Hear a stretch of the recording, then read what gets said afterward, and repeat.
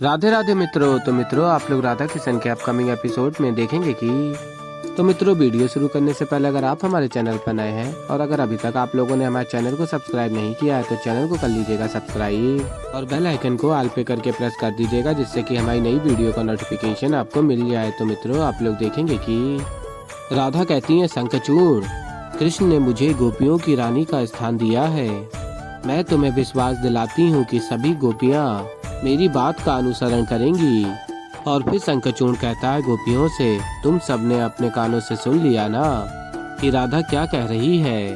अब वो राधा केवल वो कहेगी जो मैं सुनना चाहता हूँ और उसके पश्चात तुम सब भी। और फिर गोपी कहती है, इस संसार में कृष्ण को राधा से अधिक कोई और प्रेम नहीं करता।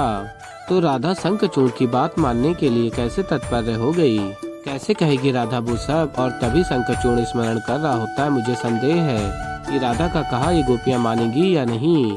और फिर शंखचूड़ गोपियों से पूछता है, क्या ये सत्य है कृष्ण ने राधा को तुम सबकी रानी बनाया है और तुम सबने भी राधा की ये उपाधि स्वीकार की है। और फिर गोपियां कहती हैं, हाँ ये सत्य है। और फिर शंखचूड़ कहता है, इसका अर्थ तो ये है जो राधा कहेगी वो तुम लोग करोगी, क्योंकि वो तुम्हारी रानी जो है। और फिर गोपियां कहती हैं, हाँ राधा की जो आज्ञा होगी हमें उसका पालन करना ही होगा। और फिर आगे आप लोग देखेंगे, बलराम दाऊ कहते हैं, एक बार पुनः सोच लो राधा, जो निर्णय तुमने लिया है क्या सत्य में वो तुम करना चाहती हो।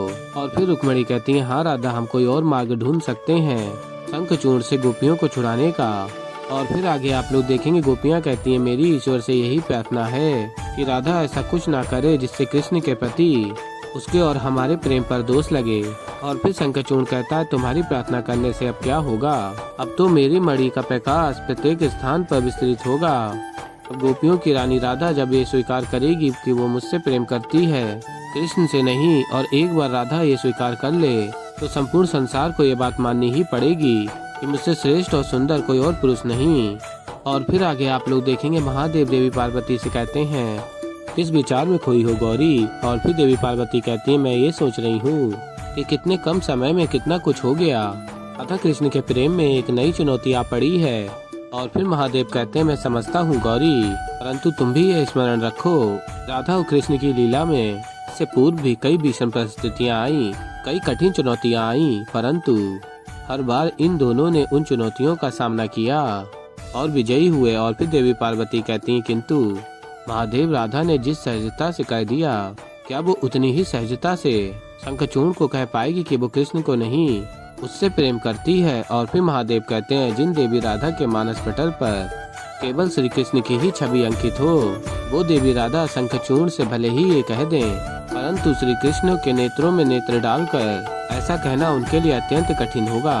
और फिर आगे आप लोग देखेंगे, राधा कहती है, मैंने जो निर्णय लिया है सोच समझ कर लिया है, अब बस हमें यहाँ शंखचूड़ के आने की प्रतीक्षा करनी है।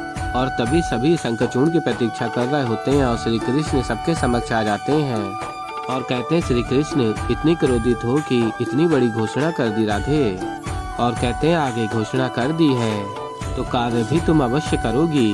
राधा रानी हो तुम, जो बोलती हो वो करके दिखाती हो। अतीत में इससे बड़ी बड़ी समस्याएं आई हैं, कठिनाइयां आई हैं, तुमने उन्हें सुलझा दिया, तो ये कुछ भी नहीं है। और कहते हैं, श्री कृष्ण जब शंखचूड़ आएगा तो उसके नेत्रों में वो कहना जो वो सुनना चाहता है। तू इस समय मेरे नेत्रों में तो देख सकती हो ना राधे, मेरे नेत्रों में देखने में क्या समस्या है।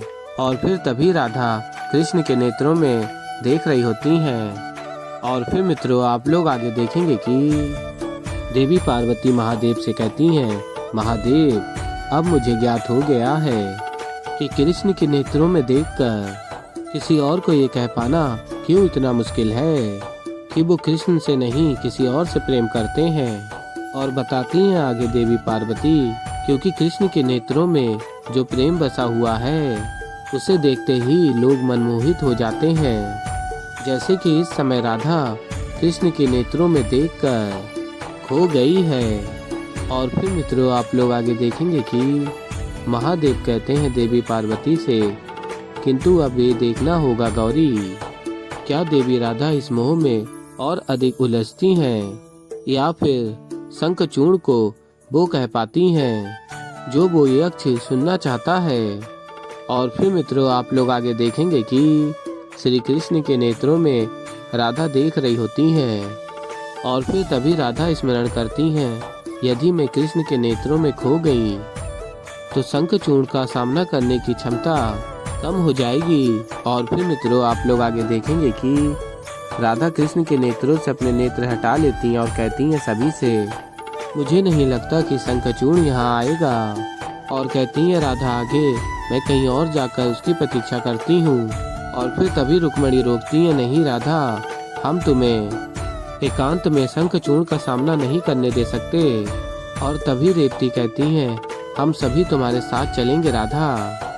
और फिर मित्रों आप लोग आगे देखेंगे कि राधा कहती हैं, मुझे एकांत में ही उसकी प्रतीक्षा करनी होगी, क्या पता वो आए या ना आए। और कहती हैं राधा, मेरी विनती है आपसे, आप मुझे एकांत में छोड़ दीजिए। और फिर राधा वहाँ से चली जाती हैं। और फिर मित्रों आप लोग आगे देखेंगे कि पुष्पों की सुगंध ले रहा होता है शंखचूर्ण और कहता है, अब मुझे राधा से मिलने जाना है तो सज्ज तो होना ही होगा।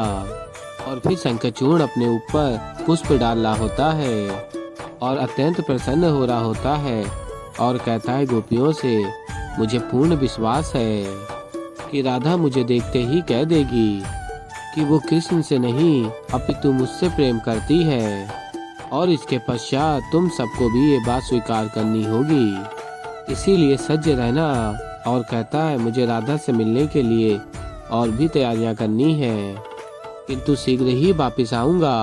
और गोपियों को बंदी बना लेता है और कैद कर देता है। और फिर मित्रों आप लोग आगे देखेंगे कि शंखचूर्ण अपने सिंहासन पर चला जाता है और कहता है, राधा, उस कृष्ण ने तो तुम्हें केवल रानी की उपाधि दी है, परंतु मैं तुम्हें रानी जैसा अनुभव भी करवाऊंगा एक विशेष उपहार देकर।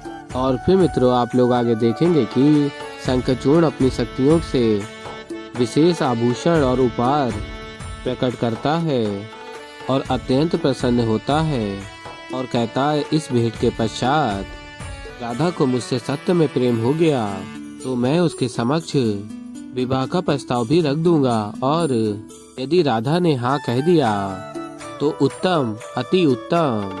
और फिर मित्रों आप लोग आगे देखेंगे कि असुर गुरु शुक्राचार्य आ जाते हैं और कहते हैं, सावधान शंखचूर्ण।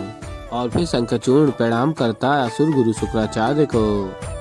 और फिर शुक्राचार्य कहते हैं शंखचूर्ण से, राधा से मिलने से पूर्व एक बात है जो तुम्हें जानना आवश्यक है, वही बताने मैं यहाँ आया हूँ। और फिर शंखचूर्ण पूछता है, वो क्या बात है आचार्य। और फिर असुर गुरु शुक्राचार्य बताते हैं, राधा सीधी है, राधा भोली है, तुम उसे जैसा कहोगे वो वैसा कह सकती है अपनी सखियों को छुड़ाने के लिए। और कहते हैं आगे असुर गुरु शुक्राचार्य, किंतु वो कृष्ण उसे ऐसा करने नहीं देगा, इस बात का सदैव स्मरण रखना। और फिर शंखचूर्ण कहता अर्थात। और फिर असुर गुरु शुक्राचार्य बताते हैं, तुम्हें ये प्रस्ताव रखना होगा कि जब ये सब बातें हो रही हो तो कृष्ण वहाँ नहीं होना चाहिए। और बताते हैं आगे असुर गुरु शुक्राचार्य, यदि राधा ने कृष्ण के नेत्रों में देख लिया तो तुम्हारी सारी योजना नष्ट हो जाएगी। और फिर तभी शंखचूर्ण कहता है, धन्यवाद आचार्य। और कहता है, अब मैं किसी भी स्थिति में उस कृष्ण को अपनी योजना नष्ट नहीं करने दूंगा। और फिर मित्रों आप लोग आगे देखेंगे कि श्री कृष्ण जा रहे होते हैं, तभी बलराम दाऊ श्री कृष्ण के समक्ष आ जाते हैं और कहते हैं, बहुत हो गया कान्हा, तुम अन्य सभी को मूर्ख भले ही बना सकते हो, किंतु मुझे नहीं बना सकते। मैं इतना तो अवश्य ही समझ रहा हूँ कि तुम्हारे मस्तिष्क में कुछ तो है जो चल रहा है। और फिर श्री कृष्ण कहते हैं, क्या चल रहा है, मैंने तो कुछ भी नहीं किया है दाऊ। और बताते हैं श्री कृष्ण, जो किया है शंखचूर्ण ने किया है, वही तो समस्या की जड़ है। तो ऐसे ही मित्रों आगे और भी बहुत कुछ देखेंगे। तो अभी के लिए इस वीडियो में इतना ही। तो मित्रों अगर आप लोगों को हमारी वीडियो पसंद आई हो तो वीडियो को कर दीजिएगा लाइक, और अगर अभी तक आप लोगों ने हमारे चैनल को सब्सक्राइब नहीं किया है तो चैनल को कर लीजिएगा सब्सक्राइब और बेल आइकन को प्रेस कर दीजिएगा, जिससे कि हमारी नई वीडियो का नोटिफिकेशन आपको मिल जाए। और मैं मिलता हूँ जल्दी आप लोगों को एक नई वीडियो के साथ। तब तक के लिए राधे राधे।